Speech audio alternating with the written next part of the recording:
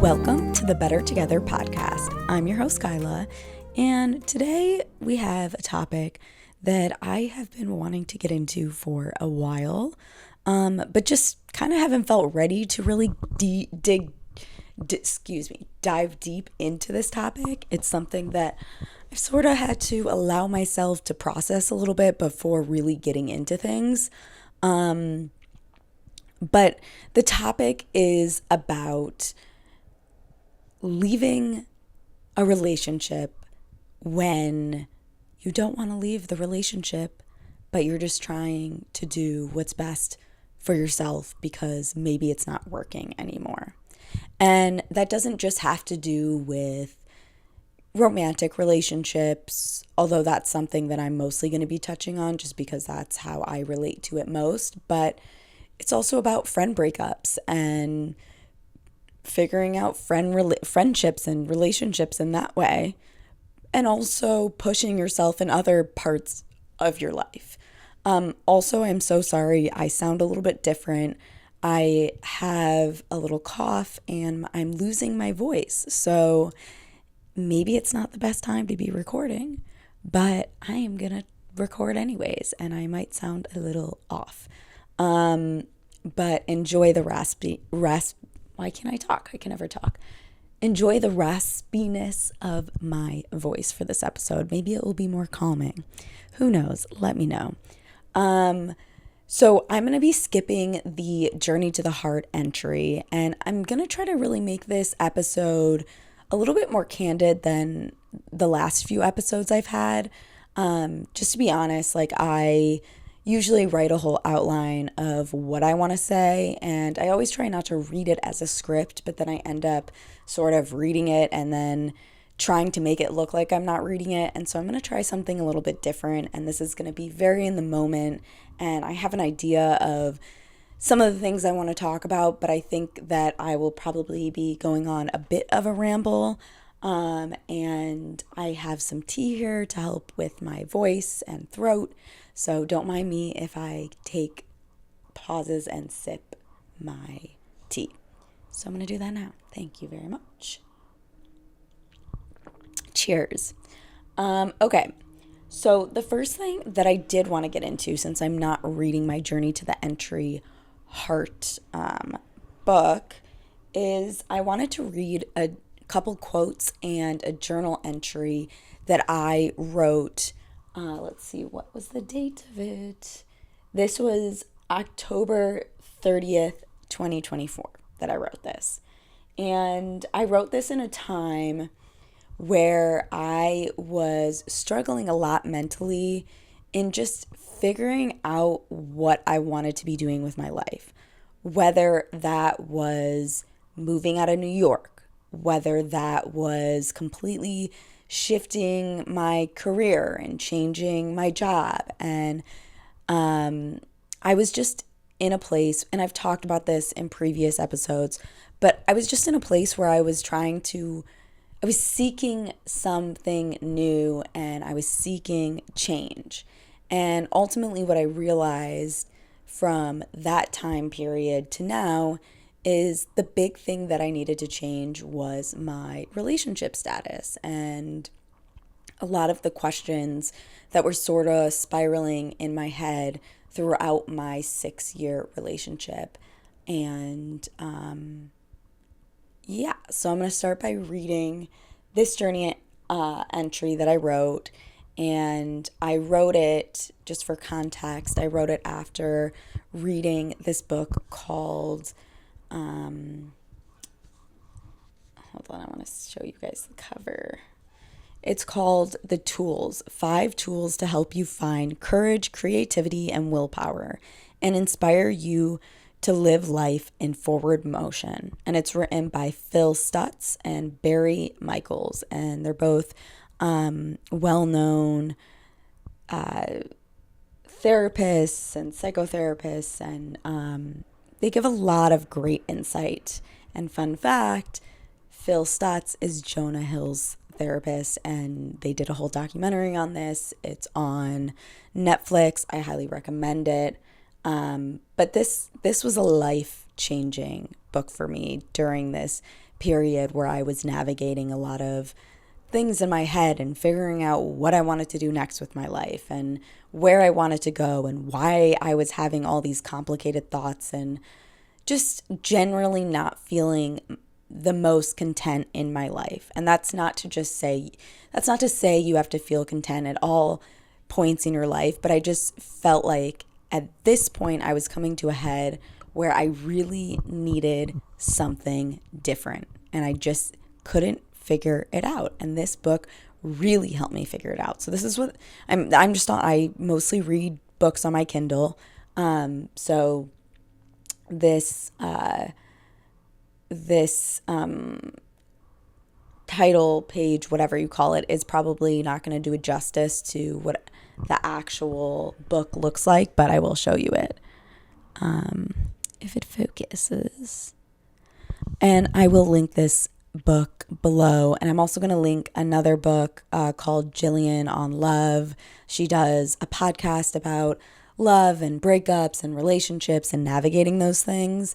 And I listened to her book listened to her audiobook on Spotify, and it was also another life-changing thing while I was going through my breakup, and it really gave me a lot of new perspective that I was looking for during a time of soul searching and searching for, what I wanted in the next portion of my life, if that makes sense. Also, I apologize in advance. I feel like my head is a little scattered tonight because there's just so much I want to say about this topic. And so I'm going to try to do my best to stay organized and concise. And, but there is just so much in my head that I'm like, I need to say this. So have a little patience with me as I try to navigate this in an organized fashion in a way that will make sense to all of you beautiful people watching this episode and listening to this episode. So here we go. I'm going to read my journal entry first. It's very personal. And I can't believe I am choosing to read this on a public social media platform, but I have trust and faith in my viewers that they will be nice to me. And if you're not, that's okay too. Okay. So this was based off of a tool that I'm going to get more into a little bit later in the episode, but it's called this tool, the reversal of desire. And after reading about each tool in this book, I would sit down and journal about it. And I'm not going to focus on all the tools in this episode. I mostly just want to focus on this tool called the reversal of desire because I think that it really puts in perspective the steps that you need to take to get to the other side of something that can be and cause an extreme amount of pain. And I think it takes a lot of willpower to choose to take and ride through the pain versus staying in the comfortable spot, which we'll get more into later in the episode. But here we go. This is part 1. Oh, okay. Sorry. Back it up. This entry is from October 30th, 2024. The reversal of desire. This is part 1 to the answer of change. I'm in a place where I feel stuck and lost at the same time. I understand where I'm stuck, but I don't know how to get unstuck. But I think I'm beginning to understand how to unlock my true potential. And it's more than just making a shift in my mindset. It's about doing the thing or really taking the step that is the most uncomfortable, which will then allow me to start to grow and feel less stuck or not stuck at all. That is how I understand what the reversal of desire means. Allowing myself to stay in what I know is comfortable is actually the thing that causes me more pain, more of feeling lost, and more of feeling unsatisfied and stuck, in turn staying unhappy, miserable. I don't want to stay stuck. I want to live my true and full potential. So just to give a little context about that journal entry, I was writing about my relationship at the time and kind of navigating those ups and downs of, do I want to be in this relationship? Am I getting my needs met? Am I meeting my ex-partner's needs at the time? And are we truly happy together? Because for me and him, it was more one of those things where we both really, really wanted it to work, and we both really, really loved each other. And so it wasn't about the love not being there. It was more about this incompatibility to grow together. And I think I started to realize that we weren't growing together for our future. And maybe it could have been for many reasons. Maybe it was, we didn't want the exact same futures. Maybe it was one of us or both of us not being ready to take certain steps to compromise in our relationship and try to make a move to navigate wherever life was going to take us next. But at a certain point in the relationship, it became very stagnant. And there were certain things I wanted, and there were certain things he wanted. And I just feel like at the end of the day, neither of us could fulfill those needs for each other. And so after a while, it became very, very clear that the answer was, maybe this relationship ran its course and it was time to go our separate ways. Now, in retrospect and looking back at it now, being in the place that I'm at now, which is in a lot better place, I can see those things more clearly. At the time, I was like, no, this is the person I'm meant to be with forever. We have to find a way to make this work. We just have to. And I think we tried a lot of things, and at the end of the day, it didn't work. And now I'm learning that people come and go in your life for different reasons and for different life lessons. And so that's why I really wanted to talk about the power of letting go. The power of letting go when you don't want to let go. I think this is very common for a lot of people to feel, and I will preface and just say I am not offering any professional advice on this topic. I'm not a professional. I am just giving you my advice based off of some of the experiences I've had in the last few months after ending my 6-year relationship, and really just talking about a lot of the things I've learned about myself since, and the things that have gotten me to a point where I can feel more happy. And so that's why I bring in this tools book. That's why I'm bringing in my journey, or my journal, and things that I was writing down at the time. I'm also going to share a few other quotes, but these are the things that really helped push me to do and take the step that was the hardest possible step that I ultimately needed to take to get to the other side and feel content again and feel happy again and excited about life again, and also just take control over my life more, without having to worry about someone else's needs, because I felt like I was ignoring so many of my needs that in turn I had lost myself in this relationship. And I'm not going to speak for my ex-partner and how he feels about it or felt about it, but I do think that both of us kind of lost ourselves in the relationship and through each other. And that doesn't mean he's a bad person. It doesn't mean I'm a bad person. It just means that we grew apart, and that's natural in a long-term relationship, and things just happen, and you go your separate ways, and it can be fine and dandy. But it's extremely difficult at first, and it takes a lot of time of looking inward, and it takes a lot of time to grieve and be sad and allow yourself to be sad.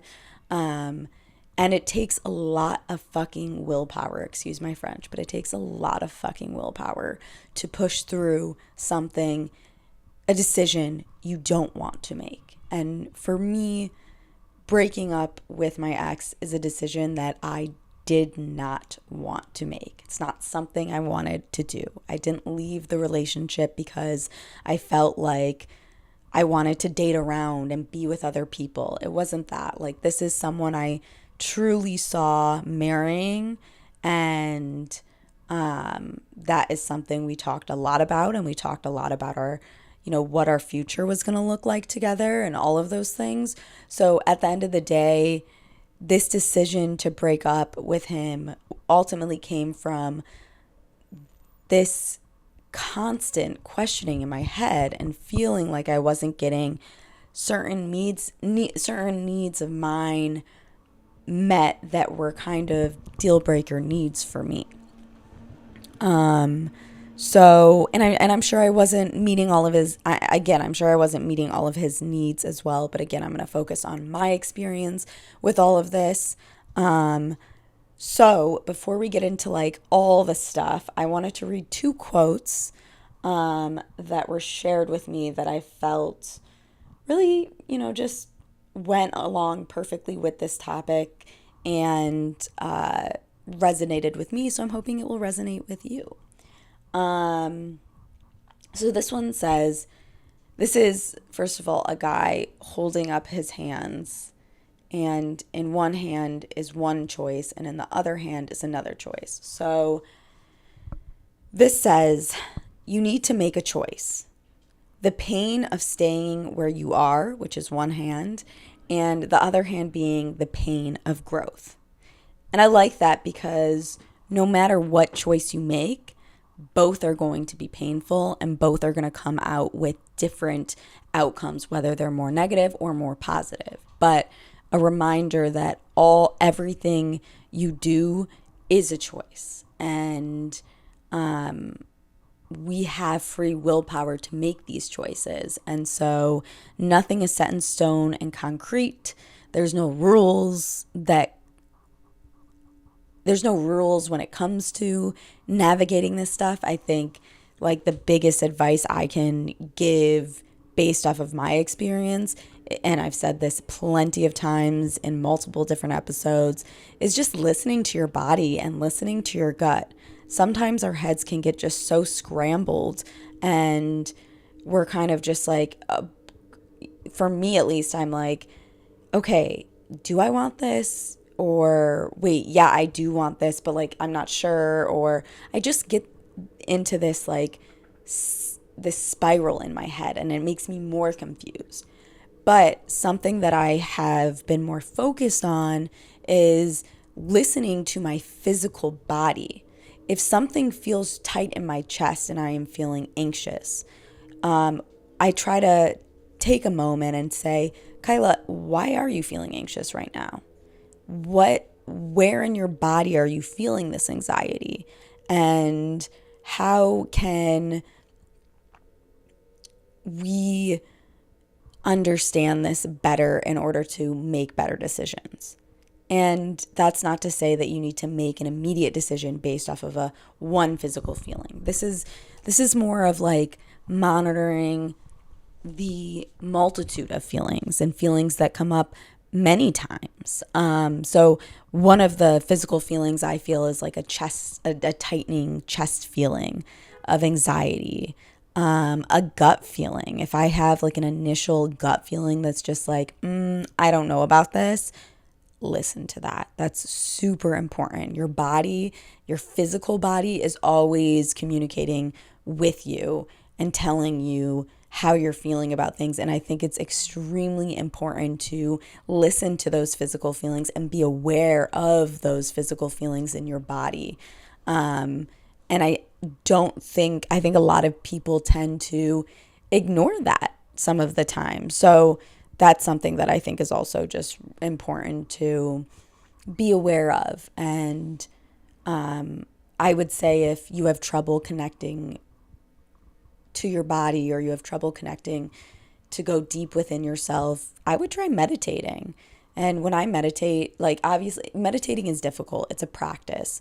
But when you meditate, you are trying to let go of all the external thoughts happening in your head. The thoughts of, oh, I need to go to the grocery store and do this and this and this, or I told this friend this and I need to deal with this.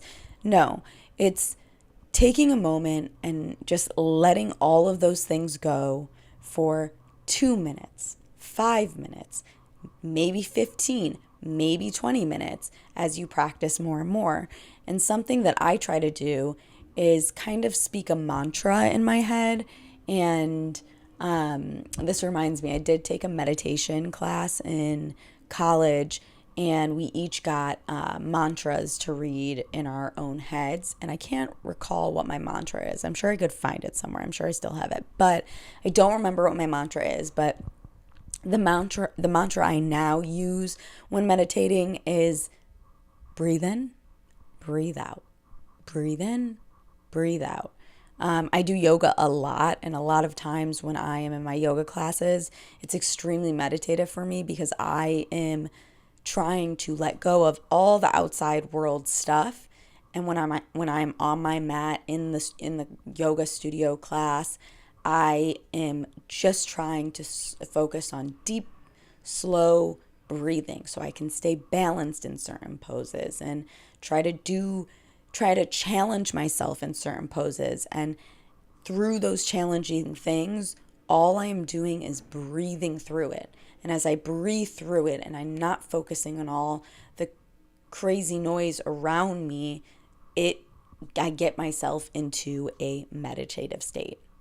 And I hope that makes sense, because I feel like I just went on a 20-minute rant, but that's okay.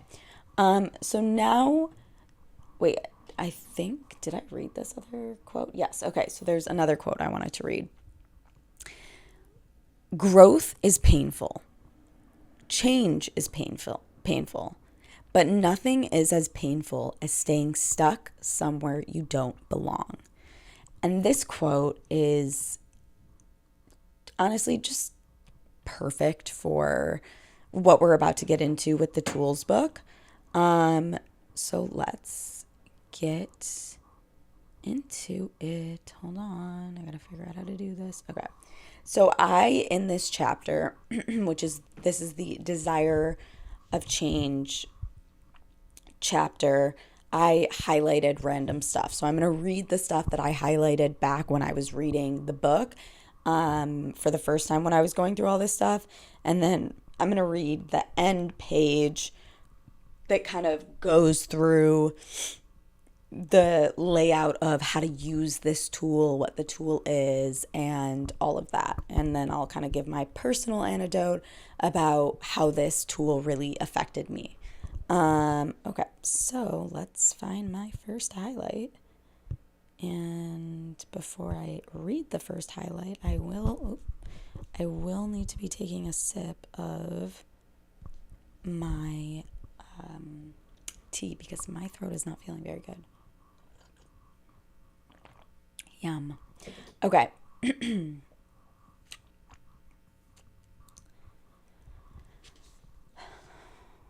A sense of purpose doesn't come from thinking about it. It comes from taking action that moves you toward the future. The moment you do this, you activate a force more powerful than the desire to avoid pain. We call this the force of forward motion. And I like this idea of the force of forward motion because it kind of is the idea that you have to have the willpower to want to make the change. It's something you yourself as an individual going through the thing that's painful, you have to choose to walk through it. And nobody else can make you walk through it. And that's a huge thing that I've learned since going through my breakup, and as I've gone through my breakup and healing, is you can't change anybody. As much as you want to, you cannot change anybody. And it's so cliche saying that, but it is a cliche for a reason. And I think for me, a lot of my past relationships was me trying to be in that savior position where I just wanted to help. I just wanted to try to make things better. And I think a lot of those feelings and needing to do that and needing to save comes from a lot of my family background and how I grew up as a child and feeling not safe in at certain times and navigating that. And I think finding someone who's a little broken or struggling a little bit more has fed into that thing that I am so used to already and how I grew up. And I'm not saying childhood is to blame for everything. I'm not saying that. These are patterns that I have had, and I think that it's not just picking someone who needs help and doing that purposely. I think I fall into certain patterns because it's what I have known my whole life and what ultimately makes me comfortable, but at the same time makes me uncomfortable, if that makes any sense at all. I hope it does. So that's the first one. Let's see what else. Okay.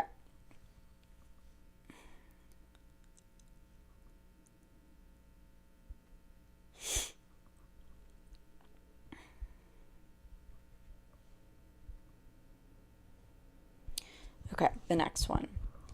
Your experience of pain changes relative to how you react to it. When you move toward it, pain shrinks. When you move away from it, pain grows. If you flee from it, pain pursues you like a monster.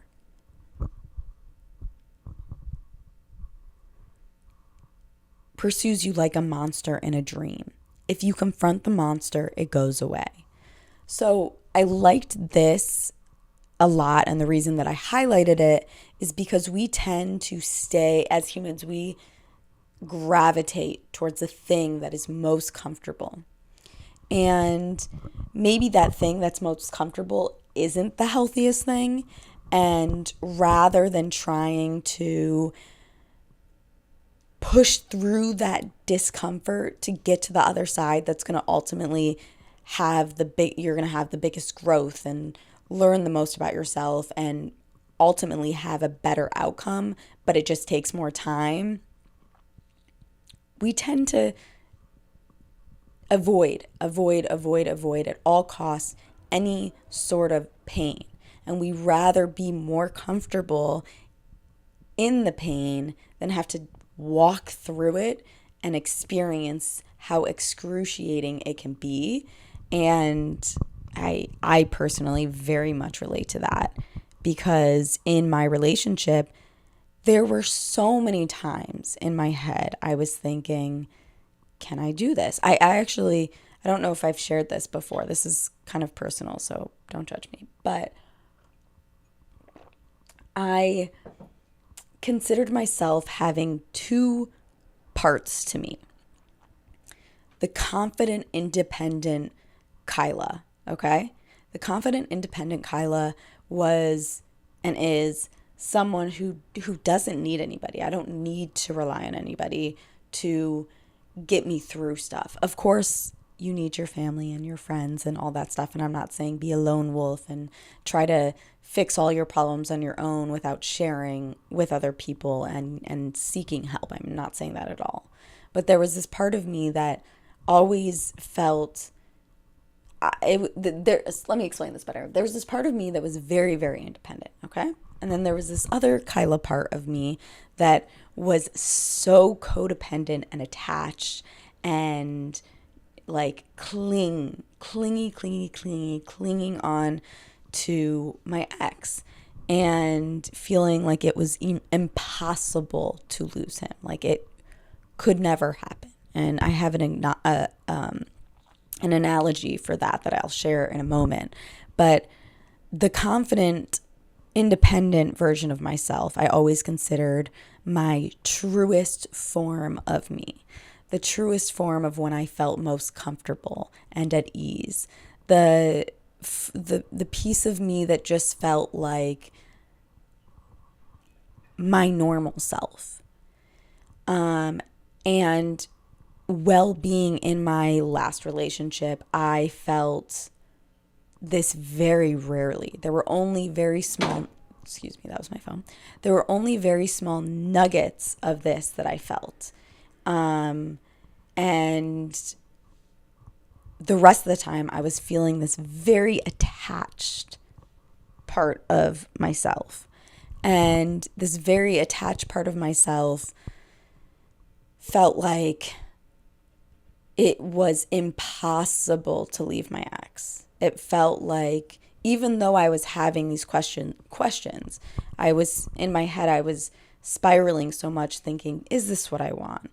Are we going to make things be able to work? Are we both going to get what we want out of the relationship? Are we fighting for something that is just impossible to fight for after a certain point? And was it time to like move on and give up? But to move on and give up, I literally felt like this is the This is the analogy I'll make. It felt like I was drowning underwater, and while I was drowning underwater, I was handcuffed to a boat or an anchor that was all the way at the bottom of the ocean or something like that. And the only way to survive and get up and breathe, get out of the water and breathe for air, was to chop my handcuffed hand off because I didn't have the keys in order for me to come floating back up. And that is like the most impossible task to do, like to be forced to cut off a limb in order to survive. And that's a dramatic way to put it, but that's literally what it felt like leaving this past relationship. I felt like I could never do it. I felt like I wasn't going to survive. And a lot of my worries came from, I'm going to have to start over now. And I do want to get married, and I do want to have kids. And now I'm in my late 20s, and these are things that I'm starting to think about. And now starting over, like, you're entering a world where, like, who knows when you're going to meet the next person. You just don't know when things happen.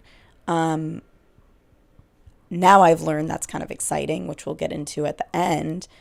But let's get to the next thing I highlighted. Okay. The victim thinks he knows how the universe should work. When it doesn't treat him the way he deserves, he concludes the world is against him. This becomes his rationale for giving up and retreating to his comfort zone where he can stop trying. So I think this is easy for literally anybody to fall into. I feel like we all, there are times where we'll all like try something and it won't work out, and that's like failing. And if we fail, then why would we try it again? Like, we already failed once, so why now I'm just going to retreat back to where I feel comfortable. For me, an example of this is when I did finally make the decision to break up with my ex.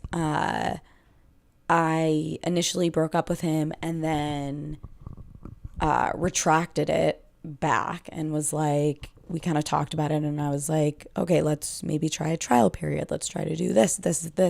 It didn't last very long.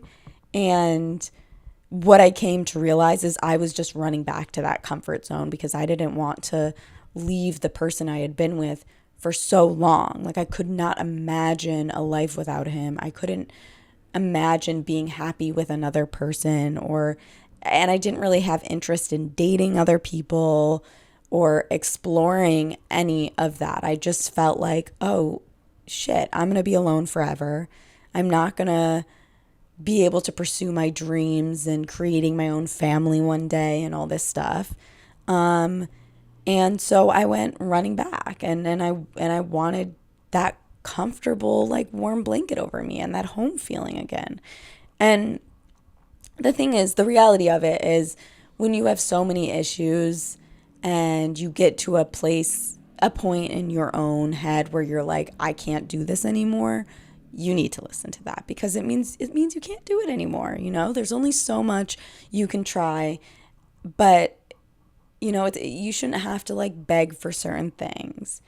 Relationships, long-term relationships do take a lot of compromise, but to a certain extent where where you both are still two individual people and you both are still making your own choices. And when you do decide to compromise, it's for the greater good and it's something that you both are willing to do and take on and to build some whatever life together. And so for me, I came to a point where I didn't believe that I was going to get the life that I wanted and meet the goals that I wanted to meet in this relationship anymore. And it was so devastating and it was so sad and it was so fucking hard to walk through the pain of that, which I will get to in a little bit. Let's read the next quote though that I highlighted in this book. One moment, please. Okay. Courage is the ability to act in the face of fear. That this seems impossible to most people is because of the way we experience fear. Fear is almost always linked to an image you have of something terrible happening in the future. To develop courage, you have to give up this illusion of future certainty. The first step to learn to experience fear without the mental image of the dreaded future event. Focus all your awareness on how the fear feels right now, in the present. When you've separated fear from what you're afraid of in the future, it becomes just another kind of pain you process with the reversal of desire. So, to me, that plays exactly into everything, we've kind of been discussing. Oh, fuck, I just spilled so much tea on myself. Oops. Anyways, yeah, it goes back to trusting your gut feelings. If you're having a gut feeling and you're having constant questioning back and forth, and it's taking over everything in your head and your day-to-day life and making you feel like you don't like any of your life, I think that is a time to, start thinking about what is the change you need, whether it's in a relationship, whether it's in changing your job, whether it's taking a step back from a friendship. It's all of those things, or even moving to a different environment or place that would feel more suiting for you or more exciting.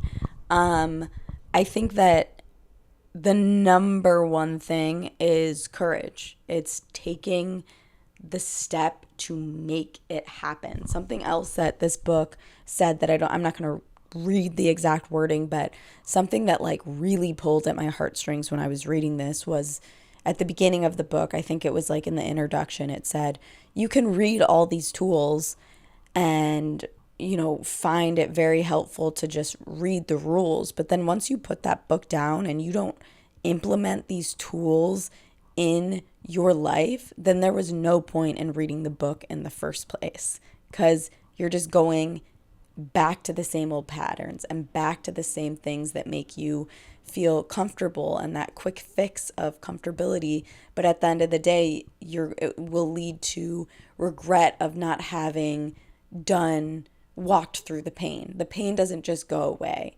If you don't walk through the pain gets worse and worse. And that's kind of what this tool is talking about. Okay, let's see. Okay, the victim thinks he knows how the universe should work when it doesn't treat him the way he deserves. He concludes the world is against him. This becomes his rationale for giving up and retreating to his comfort zone where he can stop trying. That goes back to the failure thing. If you're victimizing yourself and you're doing something and the first time you do it, it doesn't work out, or the first time you feel fear, sadness, depression, whatever it is because of what you're going through, and you decide to run back to the thing that makes you comfortable, all of those things are going to continue to get worse. The fear is going to continue to get worse. The moving, doing the different thing, making the change, all of those things are going to get harder, and you're still going to be in the same place of questioning and allowing yourself to stay stuck, really is what it is.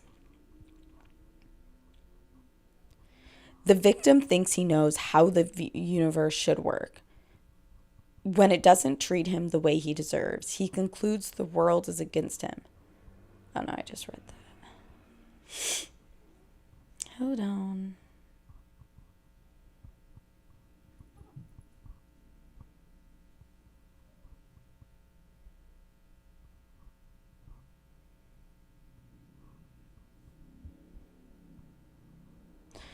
The first step is to learn to experience fear without the mental image of the dreaded future event. Focus all your awareness on how the fear feels right now, in the present.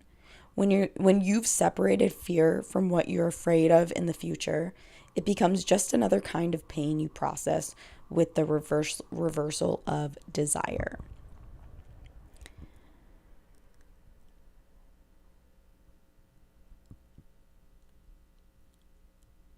To me, this means just taking action and having a little bit of trust in the universe that you making this decision is going to ultimately lead to better things for yourself. And I truly, truly believe that. And I'll kind of get into that in a little bit about how I really feel a lot of the decisions that I was having so much trouble making, but then ended up making and kind of going through all the painful things have led to such beautiful, beautiful outcomes.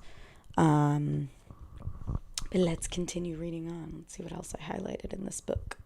What the tool is for. Use the tool when you need to take an action you've been avoiding. We avoid doing the things that are the most painful for us, preferring to live in a comfort zone that severely limits what we get out of life. The tool lets you act in the face of pain and helps you get your life moving again. What you're fighting against. Pain avoidance is a powerful habit. You get immediate relief when you defer something painful. The penalty, helpless regret at a life you wasted, won't come until far in the future. This is why most people can't move forward and live life to the fullest. Cues to use the tool. The first cue comes when you have to do something uncomfortable and you feel fear or resistance. Use the tool right before you act. The second cue occurs whenever you think about doing something painful or difficult. If you use the tool every time you have these thoughts, you'll build a force that will allow you to act when the time comes.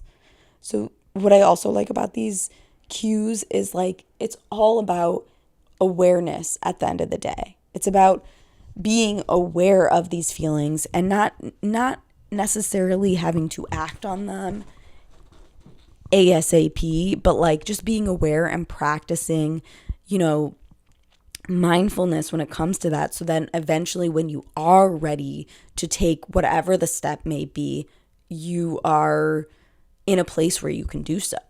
And I definitely think this book was so life-changing to me. I can't even explain. I owe this book and my therapist and my friends and my family to being where I'm at now and being so much happier and so much more content and just feeling so much more me again. Okay, the tool in belief. Focus on the pain you're avoiding. See it appear in front of you as a cloud. Silently scream, bring it on. To demand the pain, you want it because it has great value. Oops. Scream silently. I love pain. As you keep moving forward, move so deeply into the pain you're at one with it. Feel the cloud spit you out and close behind you. Say inwardly, pain sets me free. As you leave the cloud, feel yourself propelled forward into a realm of pure light. The higher force you're using. The higher force that desires all of life expresses itself in relentless forward motion. The only way to connect to this force is to be in forward motion yourself. But to do that, you must face pain and be able to move past it. The reversal of desire lets you do this.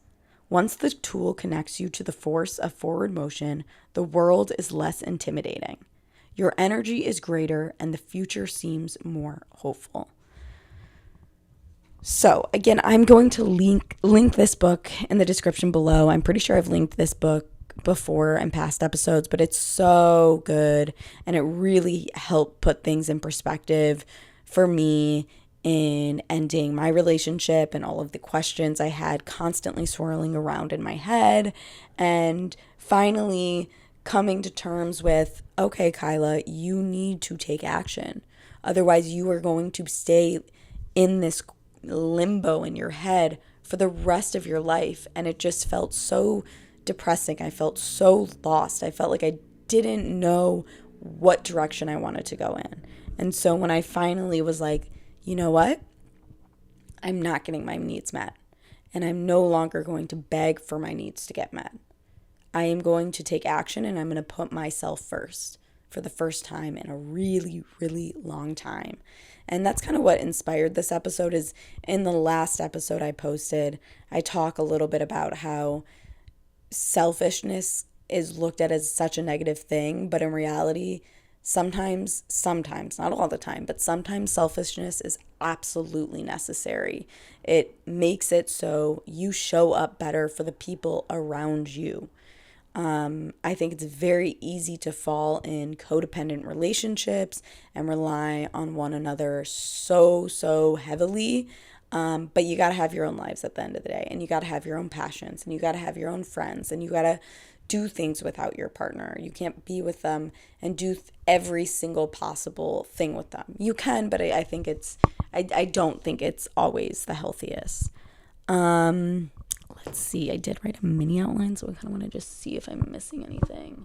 Oh, okay. And then once you do make the very tough, difficult decision, allow yourself some time to grieve. Give yourself permission. Be nice to yourself. These things are so hard. I was so not okay for a really long time. When I broke up with my ex. Like I said, we were together for 6 years. That's a long time to be with someone. We literally tried on engagement rings at one point. Like, we really thought we were going to get married. I really thought that, and I wanted that really, really badly. So to lose the potential of our life together was excruciatingly painful. And I remember FaceTiming my mom like every second of the day, because we don't live in the same state, FaceTiming her every second of the day, crying to her, going to the bathroom at work and crying and feeling so embarrassed that I was feeling this way at work when I was in a professional setting. And you know what? It's ridiculous to have to feel embarrassed about those things.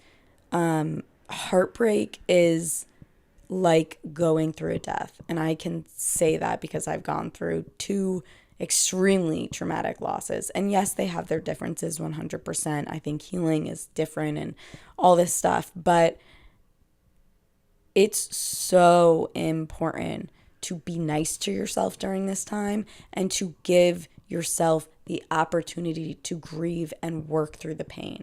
Because working through the pain is the only way you get through to the other side. Making decisions with clarity rather than with reactivity. When you're in a fight with someone, maybe that's not the best time to break up. I think it has to be in like a calm manner. An example of this, I got into a fight with my ex right before I broke up with him. And I was like, at the end of the fight, I was like, I'm done. I can't do this anymore. And I sat on it for the night, and then we talked in the morning, and I was like, no, I don't want to break up. This is not how I want to end things. But then I went away for a week, and that whole week I was very in my head. And after taking the space I needed, I came back to the conclusion that this wasn't working for me anymore. And it was time to choose me, as hard as that fucking was to do. And it was hard to do. I'm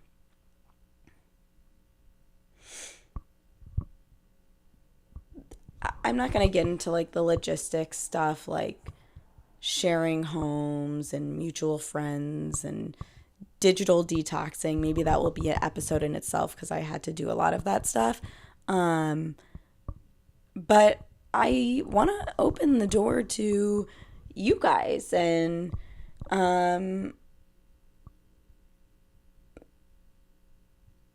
what are your stories surrounding this topic? How do you avoid repeating patterns? How did you learn from your past relationships?